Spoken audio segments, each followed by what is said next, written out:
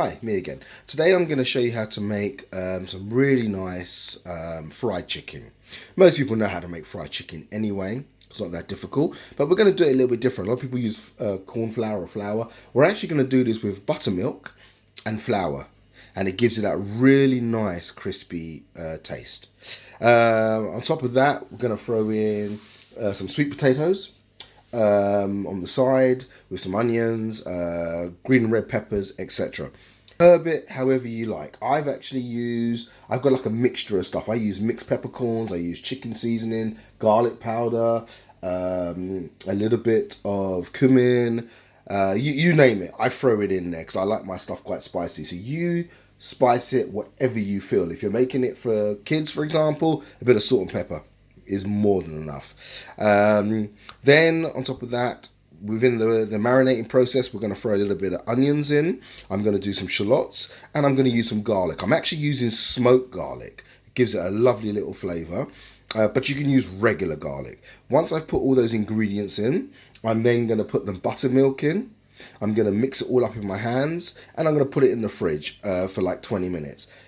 In reality, if you can, make it the night before and let it have a good 24-hour marinating. It will really soak into the chicken and it will make it much, much better. Okay, while the chicken is marinated, I'm going to do, I've already chopped everything up. I'm going to do green and red peppers, onions, and some sweet potato. Added in a little bit of ginger and garlic paste. I'm literally going to put that all in the frying pan. Do the sweet potatoes first. They take the longest time to cook. Do that first. Get them nice and soft. Get them, nice. A little bit of olive oil again in the pan. Put those in. Once you feel they're kind of nice and soft, then stick in your peppers, followed by the onions and a little bit of garlic. Mix it all in. It's probably about 7 or 8 minutes, 9 minutes, and that's done. So this is what it should look like. Nice, it's cooked, looks really nice, really healthy. As I say, it's just peppers, green, red peppers, a little bit of garlic in there as well, onion, and to top it off is the sweet potato. Really nice dish. Just keep it moving around as much as you can. Don't let it stick to the pan. Practice your flicking. Okay, so what I'm going to do here, I'm going to take the chicken out of the mixture dish, put it into the flour, coat it really nicely, put it back into the mixture dish. If you've got a lot of chicken, you're going to need probably 2 lots of buttermilk. I'm only using 1, so you're going to need more if you're doing more chicken, okay, obviously. So then I'm going to take it back out again, put it back into the mixture, sprinkle off any excess. It's going to really, really firm it up and crisp it up. At the moment, I've got my pan on, about 2 centimeters of oil. I'm going to leave that sitting there, and I will show you how you can make sure it's hot enough if you don't have a temperature gauge, which I don't. But I can show you a very easily quick way to know whether or not it's hot enough before you put the chicken in. Bearing in mind, you don't want it submerging. We're not trying to do like a full fry chicken here. We're doing what we call a shallow fry. So we're going to put the chicken in. It should be about halfway as far as the chicken's concerned. And then you're going to cook it for about 25 minutes. But halfway through, you're going to turn it over. My little secret.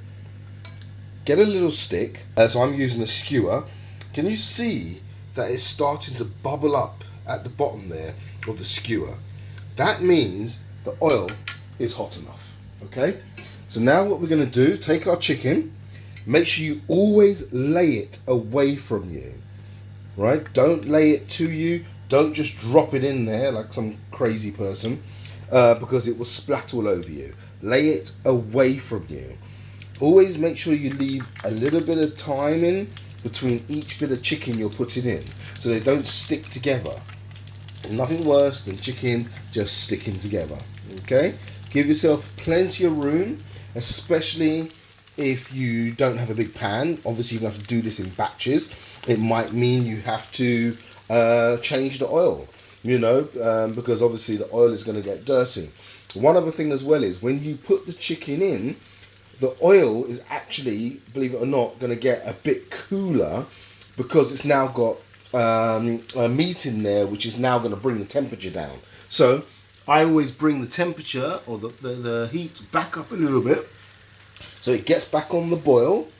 Keep an eye on it, of course. This should take about 20-25 minutes. As I said, halfway through, make sure you flip them over. Okay, as you can see, the chicken is nicely cooking away there. To add a little twist to this, I'm gonna make a nice little like a sauce to put on top. I'm gonna be using coriander seeds, mustard seeds, pink peppercorns and mixed peppercorns. I'm going to grind them all down. I'm going to add honey into it. And then using rosemary as like a brush, I'm going to brush that nice and lightly on the chicken.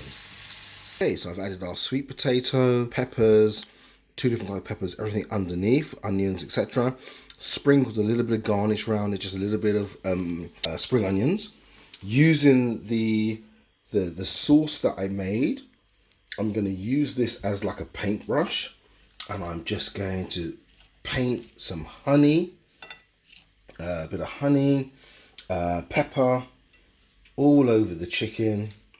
Gives it that nice sweet taste, and then it's ready. There we go. Lovely. Hope you try it. Hope you enjoy it. Thanks.